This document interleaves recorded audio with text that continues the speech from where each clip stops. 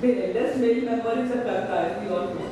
And when Karta is no more, the next eldest male member becomes Karta. But even if there is no male member, the HUF continues later on because it is already in existence. It's not, it cannot come into being, but it can continue. It doesn't have to dissolve.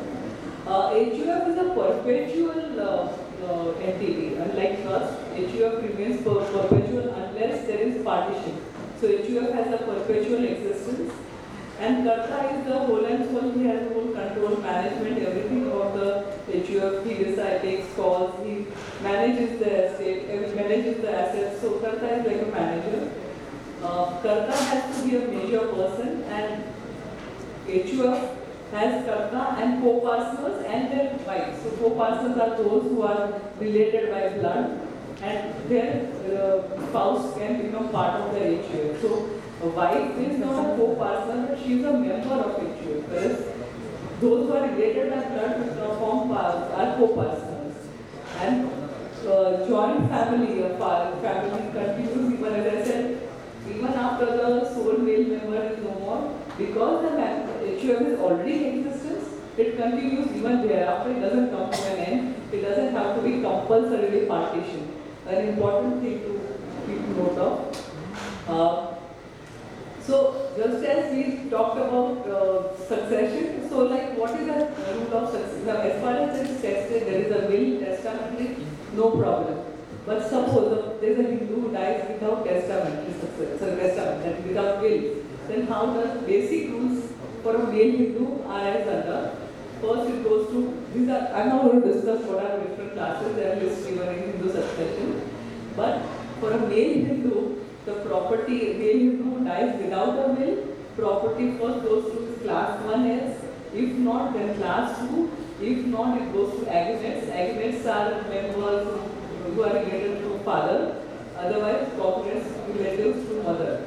So agnates are to paternal side, cognates are to maternal side. So it goes by classes, if not class 1, then class 2, then agnates, cognates. But all this if there is not a will. So again, very important, we have a will, so that later on, all these complications, etc. can be avoided. Similarly, there are rules for female Hindu who dies without a will.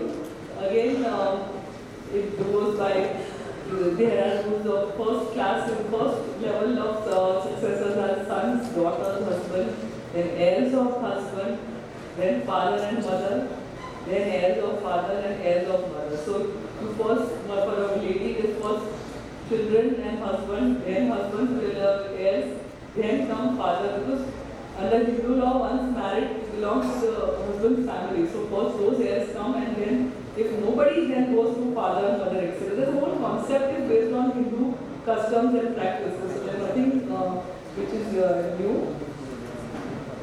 And these are the provisions governing which apply to HUF. Simply 10 subsection 2, any share which you get from HUF is exempt.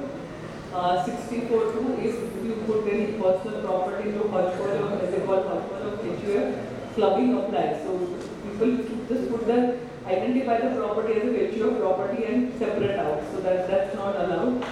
And but after partition, it can become part of the individual property. But any personal property which people used to put in HUF to avoid taxation is not allowed, because then it continues under clubbing under 64.2. And other provisions can apply, all this ABC, etc. They can apply. Residence of HUF HUF also has residential status because it's a person. R, NOR, NR. It goes by where the control and management is. And again, same HUF being person, same provisions of carry forward set of etc. apply to an HUF also. HUF can have business income, there is no bar, and if it has business income, then all the provisions of tax audit, 4480, various ways in which business can be carried out, just as in other entities, it applies even to HUF. HUF can have capital gains, it can also have exemption under 54 wherever it is available, where the word is HUF can claim exemption under 54, but income tax has been very clear. They have treated HUF as a separate entity. So unless the word HUF appears in a section, one cannot assume that HUF is entitled to certain deductions or provisions. One has to be careful about it.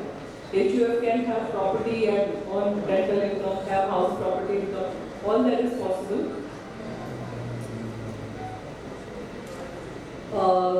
All these provisions of 56, as I mentioned, we'll have to examine. But the interesting part for HUF and for 56 is that when HUF receives something from its co-partners or co-partners receive something, does 56 can apply or not was the question, because the language is received by HUF. So by and large the decision said that what is HUF?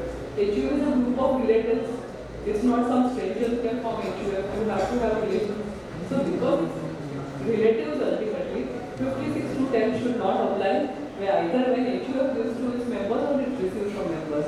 This is an important thing which we can keep in mind, that HUF is a group of relatives and hence 56 to 10 should not apply. Several tribunal decisions have held that. So if any question arises, that can be answered accordingly.